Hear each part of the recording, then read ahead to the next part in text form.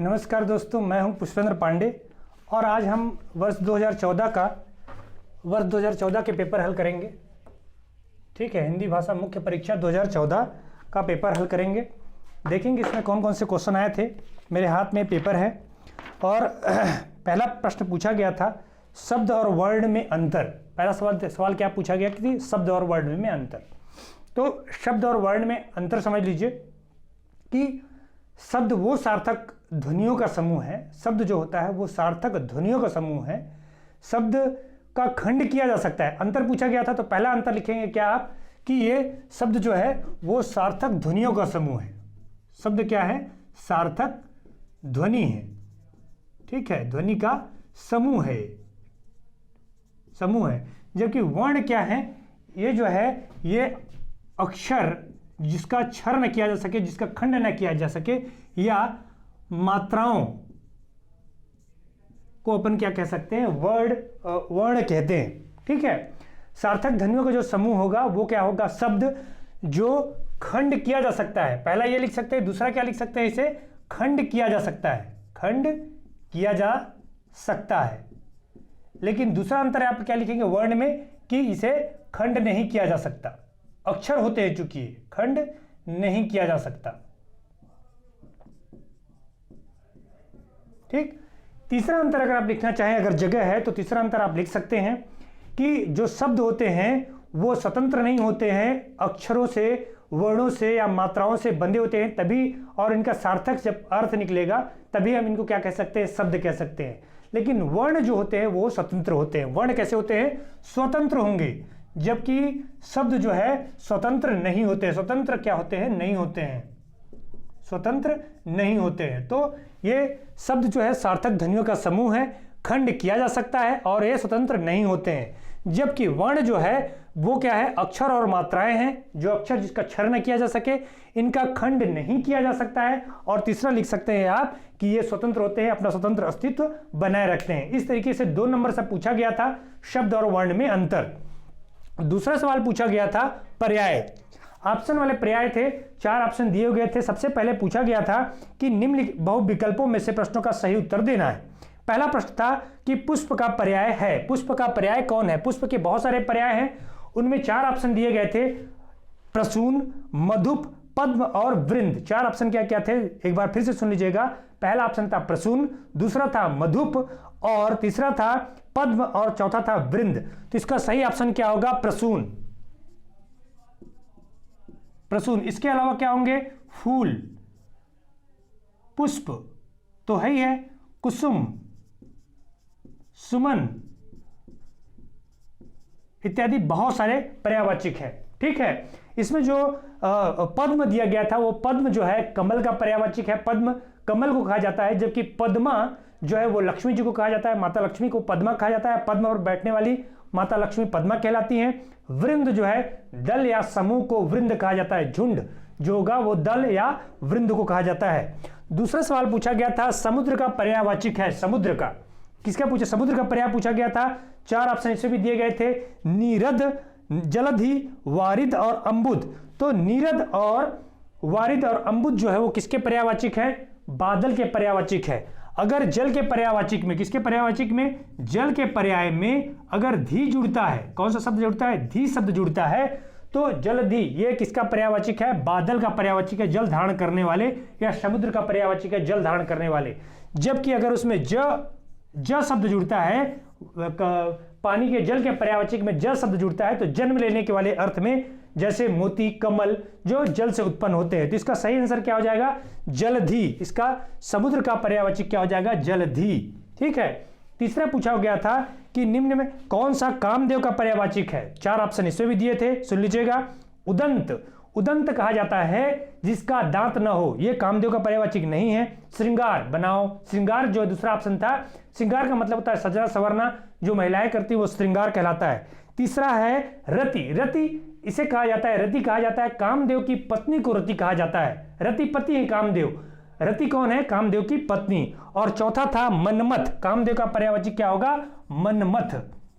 इसके अलावा मनोज, कामदेव इत्यादि बहुत सारे पर्यायवाचक हैं। जैसे आपका मदन भी कह सकते हैं, अनंग भी कह सकते हैं, काम भी कह सकते हैं, कंदर्प भी कह सकते हैं, अतनु जिनका शरीर न हो, ये सब कामदेव के पर्यायवाची है। चौथा सवाल पूछा गया था कि निम्न में से सूर्य का पर्याय नहीं है। सूर्य का पर्याय जैसे कौन कौन से? दिनेश, दिनेश सूर्य को कहा जाता है। दिवाकर, दिवा मतलब दिन और कर करने वाला, दिवाकर मतलब होता है सूर्य ही होता है। मार्तंड, मार्तंड भी सूर्य को कहा जाता है। जबकि चौथा ऑप्शन दिया गया था रजनीश, रजनी मतलब होता है रात। रजनी मतलब क्या होता है? रात, जो किसका पर्यायवाची है? आपका शशि, रजनीश, ये सब किसके पर्यायवाची है? चंद्रमा के पर्यायवाची है। चंद्रमा का पर्यायवाची रजनीश। जबकि सूर्य का पर्यायवाची दिनकर, दिवाकर, भास्कर इत्यादि बहुत सारे हैं। ठीक है, इसके बाद खग ग्रुप में पूछा गया था कौन कौन से शब्द विलोम शब्द के बारे में पूछा गया था कि कौन कौन से उनके विलोम शब्द लिखने थे। तो वाद का विलोम शब्द होता है प्रतिवाद या विवाद। वाद शब्द का विलोम क्या होता है? वाद का प्रतिवाद, प्रत्युत्तर देना या विवाद। ठीक है, मूर्ख का विलोम होता है बुद्धिमान।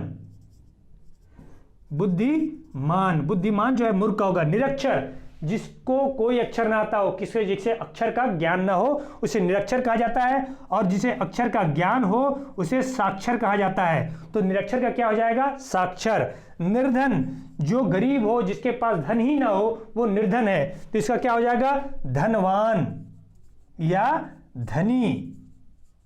ठीक है, क्या क्या होगा? वाद का प्रतिवाद या विवाद, मूर्ख का बुद्धिमान, निरक्षर का साक्षर और निर्धन का धनवान। ये ख वाले में 4 शब्द दिए गए थे, 4 शब्द बताए गए थे इसमें। इसके बाद अगला जो शब्द दिया गया था ग नंबर में, शुद्ध शब्द, शब्दों को शुद्ध करके लिखना था।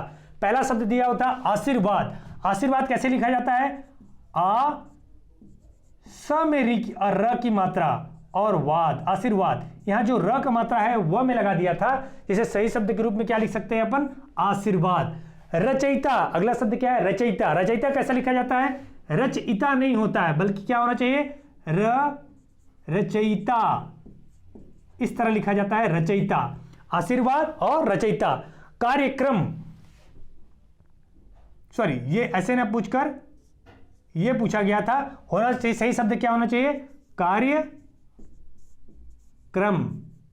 क में ल लगता है और ऊपर र लगता है। चौथा शब्द पूछा गया था उपलक्ष्य। तो उपलक्ष्य नहीं होता है, सही शब्द क्या होगा? उपलक्ष्य, उपलक्ष्य।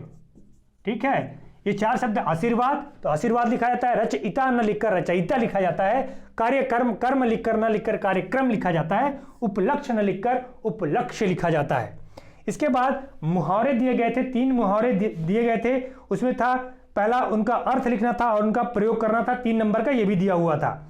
तो पहला दिया हुआ था 9 2 11 होना। क्या पहला दिया हुआ था? 9 2 11 होना। 9 2 11 अर्थ होता है गायब हो जाना।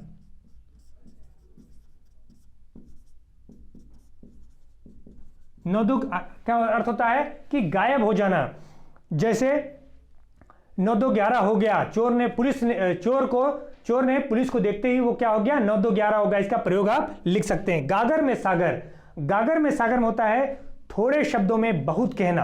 गागर में सागर का अर्थ क्या होता है? कि थोड़े शब्दों में बहुत कहना, थोड़े शब्दों में बहुत कहना। प्रयोग क्या कर सकते हैं? कि तुलसीदास गागर में सागर हैं, थोड़े शब्दों में बहुत सारा कहते हैं। कबीरदास गागर में सागर हैं, रहीम गागर में सागर हैं। थोड़े शब्दों में अधिक कह देना को गागर में सागर कहते हैं। तीसरा दिया गया था मुहावरा ओखली में सर देना। क्या दिया हुआ था? ओखली में सर देना। तो ओखली में सर देने का मतलब होता है कठिनाइयों से न घबराना या परेशानियों से न डरना। ओखली में सर देना। तो अक्सर इस शब्द को इस्तेमाल करते हैं कि अब ओखली पर सर दे ही दिया तो डरना किस बात का। तो परेशानियों से न घबराने को क्या कहते हैं? ओखली में सर देना। इसी तरह ख वर्ग में इसके दिया हुआ था क्वेश्चन नंबर 3 के ख में दिया था लोकोक्तियों के बारे में पूछा गया था। 3 लोकोक्ति पूछे गए थे। पहला लोकोक्ति पूछा गया था कहाँ राजा भोज कहाँ गंगू तेली। कहाँ राजा भोज और कहाँ गंगू तेली। जब असमानों की तुलना करनी होती है, असमान की तुलना, तब इस लोकोक्ति का प्रयोग किया जाता है कहाँ राजा भोज कहाँ गंगू तेली। क्या प्रयोग कर सकते हैं? कि राम परीक्षा में प्रथम आता है, होनहार लड़का है, जबकि श्याम निकम्मा लड़का है, कोई काम धंधा नहीं करता है। तो कहाँ राजा भोज, कहाँ गंगू तेली, ऐसे भक्तों का। दूसरा दिया था अंधों में काना राजा। अंधों में काना राजा का अर्थ क्या होता है? अयोग्यों में, अयोग्य में कम योग्य। ठीक है, अयोग्यों में, अंधों में काना राजा का मतलब होता है अयोग्यों में कम योग्य। जहां सभी मूर्ख हैं, सभी मूर्ख हैं, लेकिन एक थोड़ा कम मूर्ख हो तो उसे क्या कहते हैं? अंधों में काना राजा। तीसरा दिया गया था ऊंची दुकान फीके पकवान। ऊंची दुकान और फीका परिवान, सिर्फ नाम, दिखावा। जब सिर्फ नाम हो, दिखावा हो, दिखाने के लिए बड़े बड़े हों, इसके लिए आप कह सकते हैं क्या? हाथी के दांत खाने के और दिखाने के और। तो ऊंची दुकान फीके पकवान, नाम बड़ा है लेकिन उनका जो काम है बहुत छोटा है, तो उसके लिए क्या कह देते हैं? ऊंची दुकान फीके पकवान। इसका सही अर्थ क्या होता है? दिखावा। ठीक है, बढ़ते हैं नेक्स्ट क्वेश्चन की ओर। क्वेश्चन नंबर 4, क्वेश्चन नंबर 4 में संधि विच्छेद के बारे में पूछा गया था, देखते हैं उसको।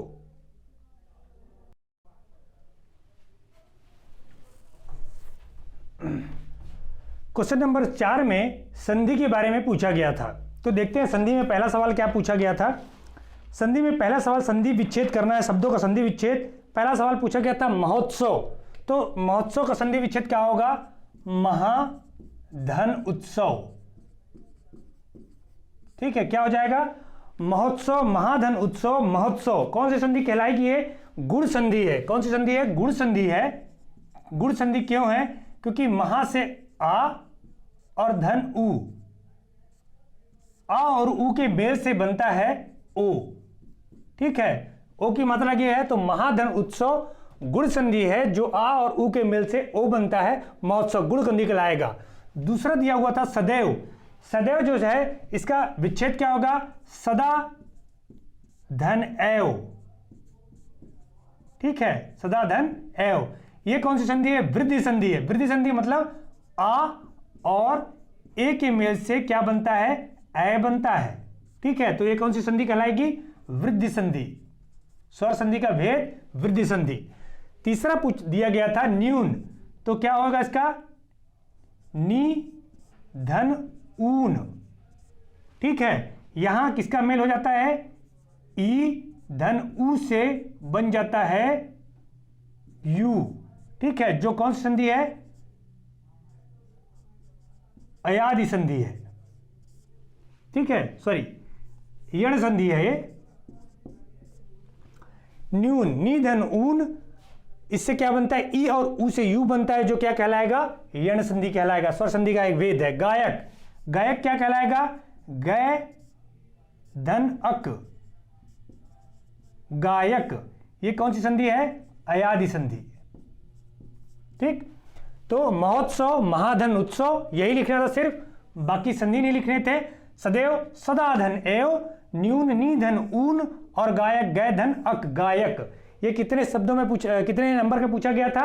ये पूछा गया था अपने 2 नंबर का पूछा गया था। 4 संधि के नाम दिए गए थे जो 2 नंबर के पूछे गए थे।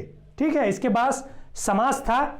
समास, पहला समास था युद्ध भूमि। इसके लिए इसका विच्छेद क्या होगा? समास का क्या करना था? इसमें विग्रह करना था, समास का विग्रह करना था।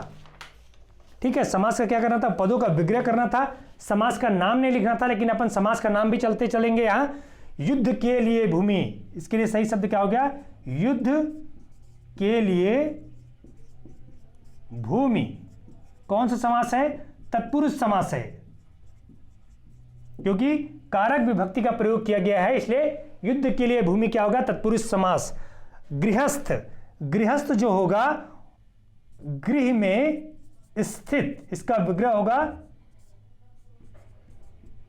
गृह में स्थित, उसे गृहस्थ कहा जाता है। गृह में स्थित, तो में क्या है? एक कारक चिन्ह है, इसलिए यह भी क्या हो जाएगा? तत्पुरुष समास। ठीक, अगला दिया हुआ था यथाशक्ति। 2012 में भी यह सवाल पूछा गया है, यथाशक्ति को पूछा गया था, तो क्या हो जाएगा? ये शक्ति के अनुसार, शक्ति के अनुसार। जो कौन सा समास है? अव्यय भाव समास है। अव्यय भाव समास कहने का तात्पर्य होता है पहला पद इसमें क्या हो? अव्यय, और दूसरा शब्द क्या हो? एक संज्ञा हो। ठीक है, तो पहला पद इसमें अव्यय है, तो इसलिए शक्ति के अनुसार अव्यय भाव समास। विद्यासागर, विद्या का सागर, विद्या का सागर। चूंकि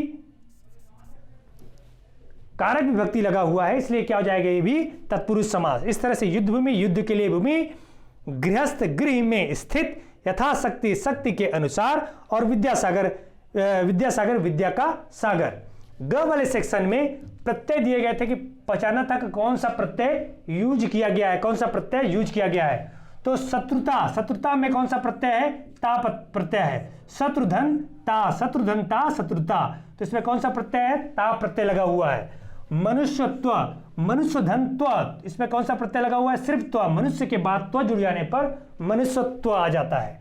कड़वाहट, तो इसमें क्या होगा, कड़वा धन आहट, तो कौन सा प्रत्यय लगा हुआ है इसमें, आहट प्रत्यय जुड़ा हुआ है। मौखिक, मुख धन इक, जो प्रत्यय लगता है मौखिक प्रत्यय होगा।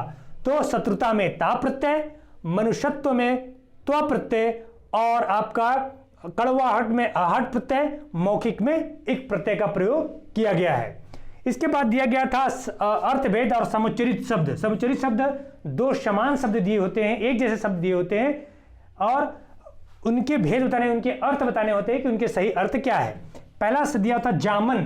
तो जामन किसे कहा जाता है, जो दही जमाने के लिए जो प्रारंभिक तौर पर जो विलयन डाला जाता है, जो द्रव डाला जाता है, उसे जामन कहते हैं। तो दही जमाने का द्रव, उसको क्या कहते हैं हम, जामन, कि जामन रख दिया है, जामन बोलते हैं। और जामुन क्या है, एक फल है जो आप खाते हैं, ठीक है, काला वाला फल जो जामुन कहलाता है, जबकि जामन कहलाता है दही जमाने का द्रव, और जामुन जो कहलाता है वो फल है। जामन वही खट्टा वाला द्रव होता है जो दही जमाने के लिए रखा जाता है।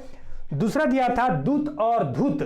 दूत, दूत जो होता है वो होता है संदेशवाहक, संदेशवाहक को दूत कहा जाता है। जैसे कौन संदेशवाहक था, हनुमान जी रामचंद्र की ओर से दूत थे, तो दूत क्या कहलाता है, संदेशवाहक। जबकि धूत, धूत क्या कहलाता है, जुआ, जुआ जो खेल होता है उस जुआ को क्या कहा जाते हैं, ताश की पत्ती जो जुआ खेलते हैं पैसे वाले, उसको अपन जुआ को क्या कहते हैं, धूत। धूत एक प्रकार का खेल है। रेचक का अर्थ होता है दस्तावर, रेचक का अर्थ होता है दस्तावर, जबकि रोचक का अर्थ होता है रुचि के अनुसार, रुचि के अनुसार, या अच्छा जो रोचक लगता है, मजेदार होता है, उसे रोचक कहा जाता है। क्या क्या था, जामन का दही जमाने का द्रव, जामुन फल, और दूध कहा जाता है संदेशवाहक को।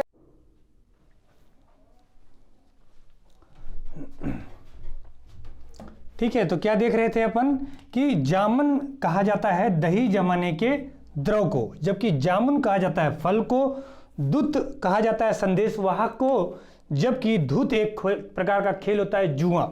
ठीक, रेचक मतलब दस्तावेज, और रोचक मतलब रुचि के अनुसार, जो मजेदार हो, रुचि के अनुसार हो। इसके बाद इसी में अंगा नंबर तीसरे नंबर पर दिया गया था, किसके बारे में दिया गया था, अनेक शब्दों का एक शब्द। अनेक शब्दों में एक शब्द देना था। दोपहर के बाद का समराना, समय को क्या कहा जाते हैं, दोपहर के बाद के समय को, दोपहर के बाद को समय को कहा जाता है अपराह्न। ठीक है, ध्यान दीजिएगा, मध्याह्न दोपहर को ही कहा जाता है। मध्याह्न किसको कहा जाता है, दोपहर को मध्याह्न कहा जाता है, जबकि दोपहर के बाद के समय को कहा जाता है अपराह्न। जबकि बनावटी वेश में रहने वाले व्यक्ति को कहा जाता है छद्मवेशी। क्या कहा जाता है, छद्मवेशी। छद्मवेश में, झूठे वेश में या बनावटी वेश में रहने वाले व्यक्ति को कहा जाता है छद्मवेशी। दोपहर के बाद का समय अपराह्न, दोपहर का समय मध्याह्न, और बनावटी वेश में रहने वाले व्यक्ति को कहा जाता है छद्मवेशी। मीठा बोलने वाले को क्या कहा जाता है, मधुरभाषी। मधुरभाषी या मृदुभाषी, मृदुभाषी। ठीक है, मधुर बोलने वाले को। समय के आधार पर अगर आप देखेंगे, जैसे दोपहर का समय है अपराह्न कहलाएगा, दोपहर के बाद का समय अपराह्न कहलाएगा, दोपहर का समय क्या कहलाएगा, मध्याह्न। उसी तरीके से जो उषा काल एक होता है, उषा काल, भोर का समय उषा काल कहलाएगा। सुबह का समय कहलाएगा प्रभात, सुबह का समय क्या कहलाएगा, प्रभात। और सायंकाल जो संधि काल होता है शाम और शाम का, तो उसे कहते हैं गोधूली। ये सभी क्या है, समय के मापक है, गोधूली। तो उषा प्रभात मतलब सुबह, ठीक है, और गोधूली मतलब साय का काल जो है वो ये कहलाएगा। बनावटी वेश में रहने वाला छद्मवेशी, मीठा बोलने वाला मृदुभाषी। ठीक है, चलते हैं नेक्स्ट क्वेश्चन की ओर। अगला क्वेश्चन जो था वो तद्भव तत्सम शब्दों पर था। तो देखते हैं तद्भव शब्दों को।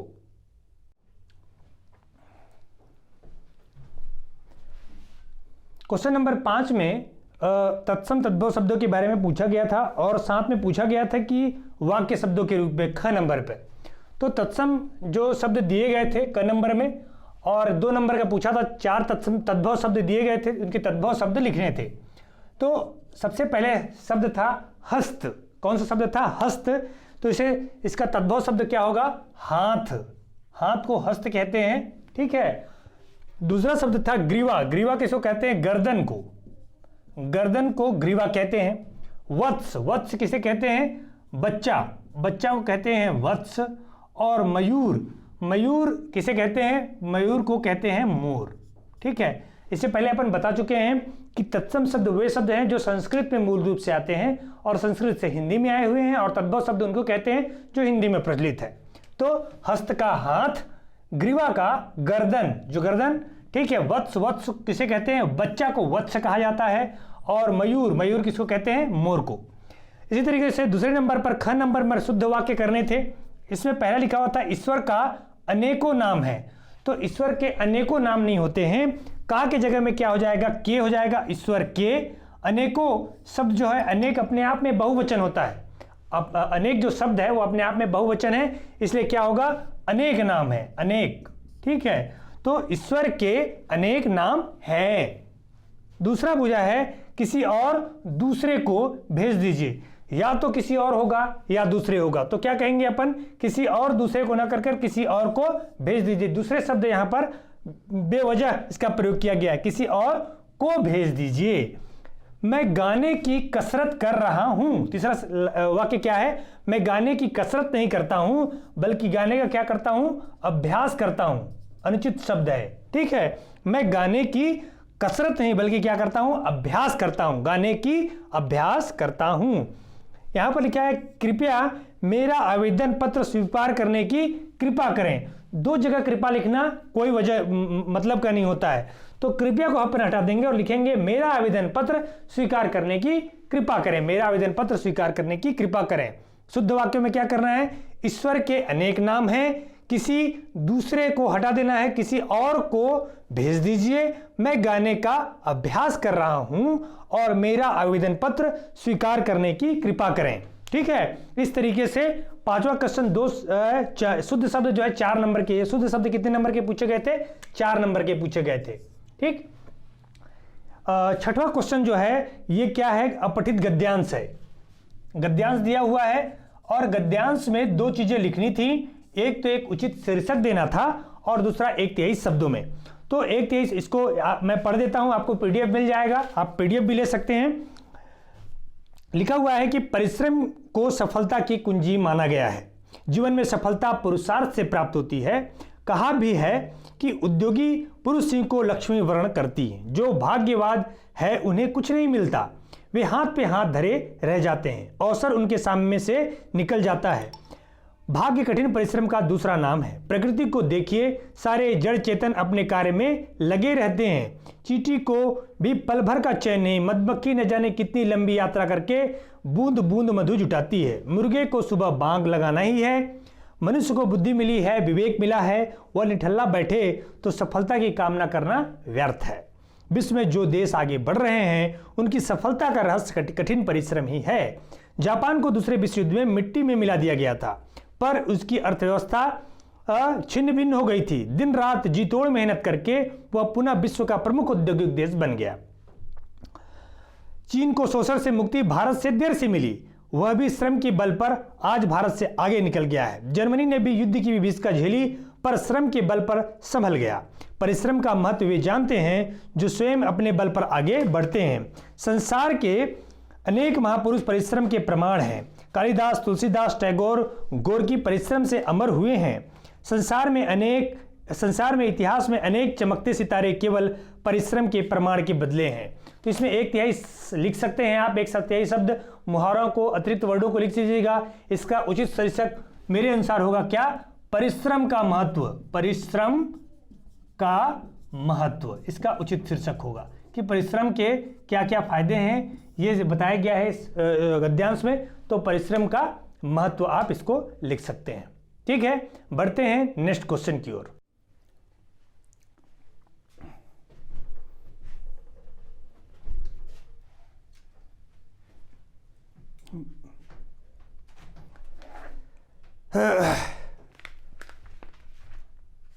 सातवें नंबर के प्रश्न में अर्धशासकीय पत्र का आशय स्पष्ट करते हुए उसका एक प्रारूप देना था। अर्धशासकीय पत्र क्या होता है, पहले ये समझ लें।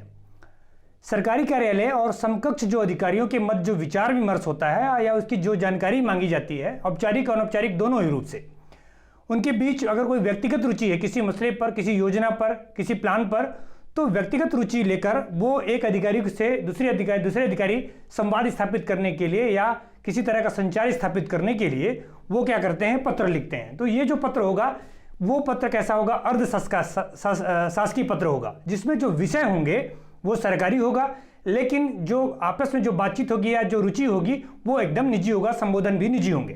तो इनका आशय से क्या बताना है कि सरकारी कार्यालय एवं शासकीय अधिकारियों के मध्य जो विचार विमर्श एवं जानकारी हेतु जो पत्र लिखा जाता है उसे अर्धशासकीय पत्र कहते हैं। यह और औपचारिक और अनौपचारिक दोनों ही तरीके से क्या किया जा सकता है, लिखा जा सकता है। ये पत्र वो पत्र है जो व्यक्तिगत रुचि से संबंधित हो किसी अधिकारी का, कि व्यक्तिगत किसी रुचि के संदर्भ में वो जानकारी लेना चाहता है। इनमें विषय एवं संबोध, जो विषय होता है वो कैसा होता है, सरकारी, और जो संबोधन होता है वो निजी, प्रिय, आदरणीय, प्रियवर इत्यादि शब्दों का इस्तेमाल किया जाता है। भाषा मैत्रीपूर्ण और शालीन होती है। ठीक है, इसका जो प्रारूप आप देखेंगे तो सबसे पहले जो प्रेषक का नाम होता है, जो भेजने वाला है, सेंडर है, वो अधिकारी का नाम, उसका पद और पता। ठीक है, और इस तरफ अपने कार्यालय का नाम और पता, और साथ में पत्र क्रमांक अगर है तो, वो जरूरी नहीं है पत्र क्रमांक, अगर पत्र क्रमांक नहीं तो डाला नहीं जा सकता है। फिर विषय, किस विषय में पत्र लिखा जा रहा है। इसके बाद उसका संबोधन होगा, प्रिय, आदरणीय या माननीय, कुछ भी है, प्रियवर, कुछ भी लिख सकते हैं। फिर बीच में विषय वस्तु होगी। विषय वस्तु कैसी भी हो सकती है, किसी योजना के संदर्भ में कैसी भी जानकारी मांगी गई है उनके संदर्भ में होगी। फिर प्राप्तकर्ता का नाम, उसका पद और उसका पता, जहां करीब भेजा जा रहा है, और अंतिम में भौतिक, और साथ में जो है अपना नाम और हस्ताक्षर, पद का नाम करके हस्ताक्षर कर देते हैं। तो ये जो है एक अर्ध सरकारी पत्र का है। जो सरकारी पत्र होता है एक अनौपचारिक पत्र जैसा होता है, निजी पत्र जैसा होता है, बस मसला जो होता है, मामला जो होता है वो सरकारी विषयों से संबंधित होता है। ठीक है, ये क्वेश्चन पूछा गया था 6 नंबर से। 2 नंबर मिलने थे आपको अर्धशासकीय पत्र का आशय बताने के लिए, और 4 नंबर मिलने थे प्रारूप के लिए। तो प्रारूप लगभग हर पत्र का एक एक प्रारूप आप बनाकर रखें। प्रारूप से एक क्वेश्चन पूछ रहे हैं, लगातार क्वेश्चन पूछ रहे हैं। ठीक है, अब बढ़ते हैं आगे नेक्स्ट क्वेश्चन की ओर, क्वेश्चन नंबर 8 की ओर। आइए देखते हैं क्वेश्चन नंबर 8। आइए देखते हैं क्वेश्चन नंबर 8। क्वेश्चन नंबर 8 में 2 विद्वानों के बारे में पूछा गया था, ऑप्शनल वाला था। उसमें पहला सवाल पूछा गया था कि हिंदी साहित्य के इतिहास का काल विभाजन सर्वप्रथम किसने किया।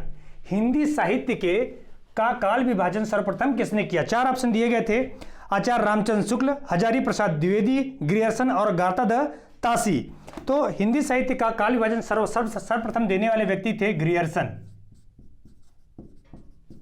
ठीक है, ग्रियर्सन ने हिंदी साहित्य के काल लगभग 12 भागों में ग्रियर्सन ने हिंदी साहित्य का काल निर्धारण किया है। और भारतीय परंपरा में सबसे पहले, मतलब भारत में सबसे पहले ग्रियर्सन ने ही हिंदी साहित्य को अपने कालखंडों में बांटा है, अलग अलग कालखंडों में।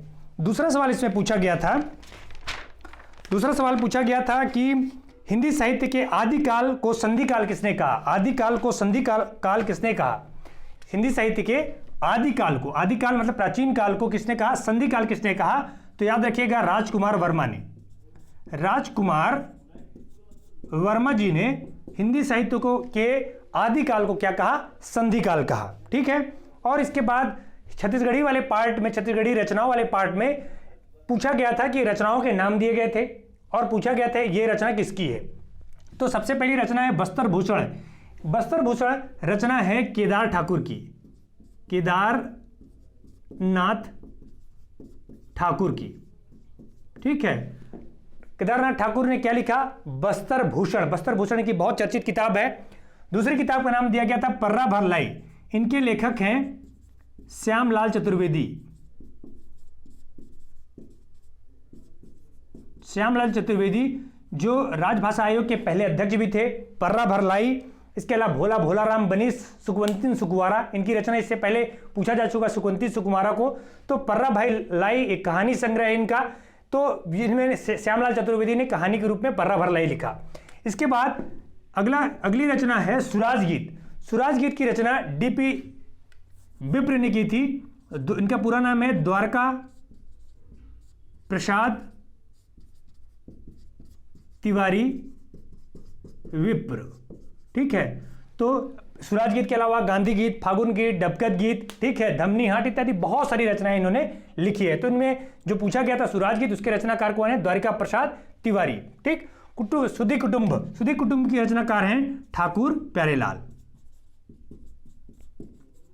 ठाकुर प्यारेलाल, इसके अलावा ठाकुर प्यारेलाल सौंदर्य सेनानी भी रहे हैं। ठाकुर प्यारेलाल ने ग्रीस का सुधार इत्यादि बहुत सारी रचनाएं लिखी हैं। लेकिन जो पूछा गया है बस्तर भूषण जो केदारनाथ ठाकुर का है, पर्रा भरलाई कहानी संग्रह ये भी है श्यामलाल चतुर्वेदी का, सुराज गीत द्वारिका प्रसाद विप्र तिवारी की है, और सुधी कुटुंब जो है ठाकुर प्यारेलाल की है। ठीक है, तो इस तरीके से हमने 8 प्रश्न हल किए आज, और ये 2014 के पेपर थे। नेक्स्ट सेशन में अपन 2015 का पेपर हल करेंगे। ठीक है, तो कंटिन्यू आप बने रहिएगा। बहुत बहुत धन्यवाद।